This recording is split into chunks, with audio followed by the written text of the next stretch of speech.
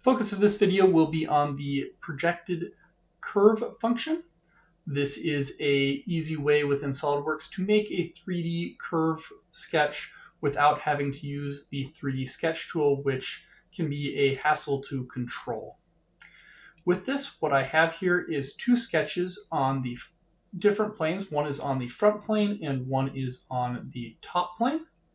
And what I'm going to be doing is I'm going to be looking at this first one, and I'm going to say I have my x coordinate and my y coordinate here. And then if I look at my second piece, I have a x coordinate and a z coordinate here. And I'll say for every x coordinate here, I'm going to find where that is here, and I'm going to move this z coordinate. So now I have an x, y, z coordinate for everything. I've moved everything into 3D space instead of two pieces in 2D space. So that's more or less how I'll be combining these pieces.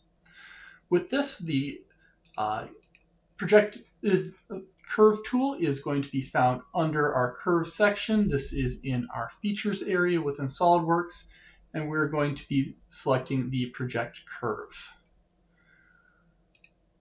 With this, we'll see here in a second, I have to switch my selection here so that I'm working with two sketches, but I can select both sketches and I'm ending up with a curve that is the combination of those two.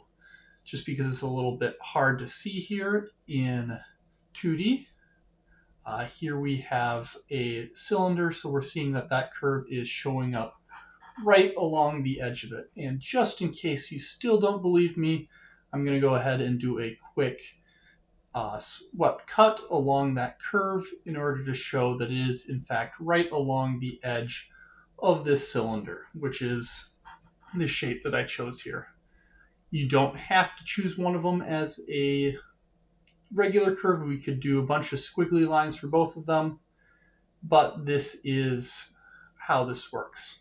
With this, one other tool, since I now have a geometry here, I can select a curve and I can actually select a face to move it on. I can have it go both ways or choose one way or the other. And that is again just going to create another one of these curves right along the edge of this surface. So in this case, I wanted to be on a surface. I didn't actually have to draw two lines. I only had to draw the one line and move it over. Hopefully that's helpful for you, especially as we're talking about sweeps today. Take care.